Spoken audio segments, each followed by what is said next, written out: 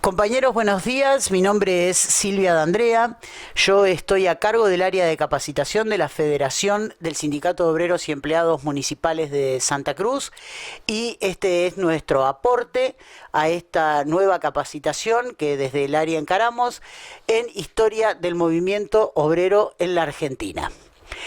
En este programa de aporte a la formación sindical vamos a trabajar específicamente con líneas de tiempo y globalización sobre los procesos históricos que hicieron a los movimientos de los trabajadores en América Latina, en el mundo y en la Argentina específicamente.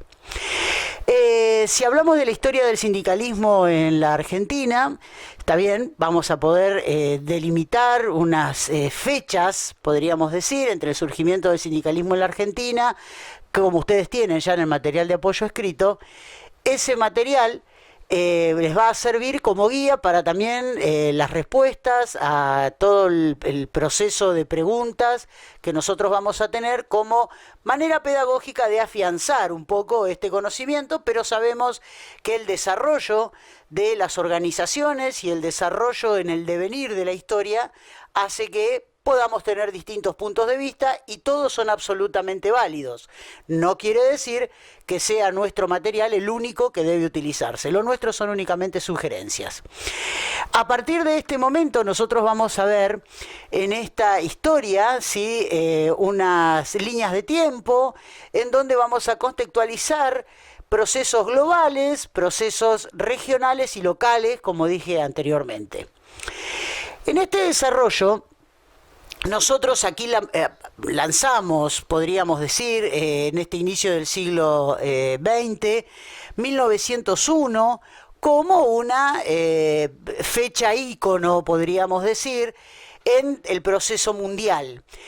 Está bueno plantearlo desde este momento, pero en realidad tenemos que retrotraer. Yo recomendaría a lecturas posteriores, como por ejemplo, desde 1880 en adelante, leer la evolución desde la Tercera Internacional Socialista y desde la Primera Internacional Socialista hacia la Tercera Internacional, que vamos de 1880 a 1910. Esto es una recomendación. Si ustedes quieren hacerlo, pueden trabajar con cualquier material.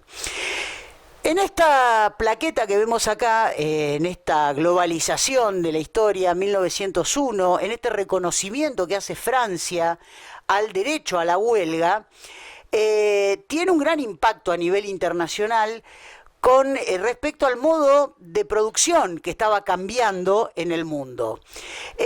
Acá tenemos esta segunda revolución industrial marcada, que es la llegada del taylorismo, en donde supuestamente cada obrero, cada trabajador debe ser responsable, por ejemplo, del proceso de producción, lo cual va a implicar la llegada también de una capacitación a la mano de obra especializada, de la cual hasta hoy seguimos discutiendo, y eso justamente es lo que va a hacer que nazcan las primeras centrales sindicales. En medio de este proceso aparece la Primera Guerra Mundial, o la Gran Guerra, como se la denominó, que va del 14 al 18, y en el medio estos trabajadores que hasta ese momento se estaban capacitando y estaban tomando posición de una nueva forma de producción, la mayoría van a parar todos al proceso de la industria de la guerra, que también es otro proceso industrial. En ese periodo nosotros vamos a ver gran avance, sobre todo en lo tecnológico, pero que no había quien lo implicara, no había quien aplicara ese trabajo. Recomiendo acá, y va a ser una de nuestras próximas tareas, hablar de la perspectiva de género de las guerras con respecto a la inclusión de la mujer en el proceso productivo. En 1917, y a consecuencia de esto, se da en este proceso la Revolución Rusa.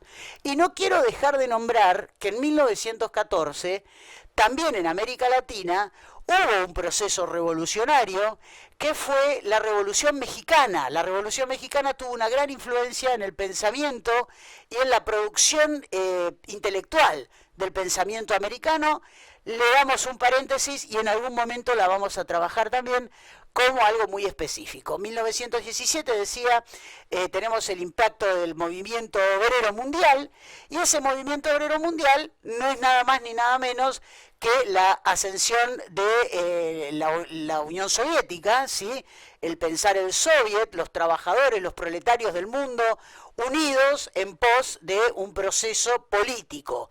O sea, los trabajadores supuestamente haciendo toma del poder político.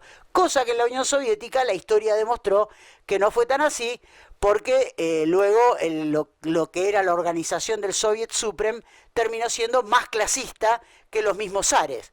Eso también es algo que hay que tener en cuenta al momento de estudiar la Revolución Rusa.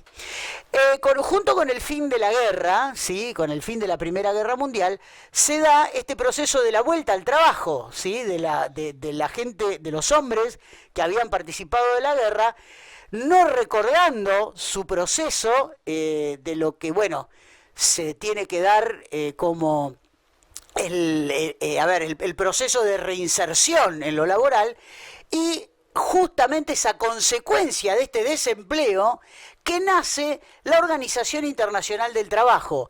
O sea, que la Organización Internacional del Trabajo es consecuencia del desempleo, no del trabajo precisamente.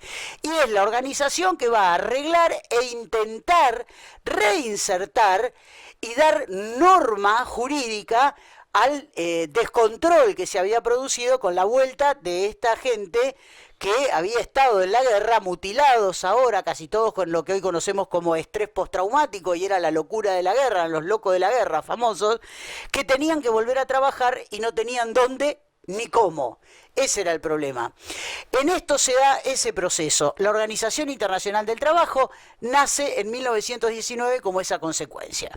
Desde 1919 a 1930 vamos a tener todo un proceso de reinserción del mundo entre sí, porque la Gran Guerra no se llamó Gran Guerra porque sí, sino porque abarcó la gran parte de los países industrializados. Si bien muchos más países participaron de la Segunda Guerra, la Gran Guerra en ese momento destruye el sistema productivo internacional. Eso hace que surjan países emergentes, se hagan países productores, ¿sí? Como por ejemplo Argentina, que en ese momento ya instala un nuevo modelo, que es el modelo agroexportador.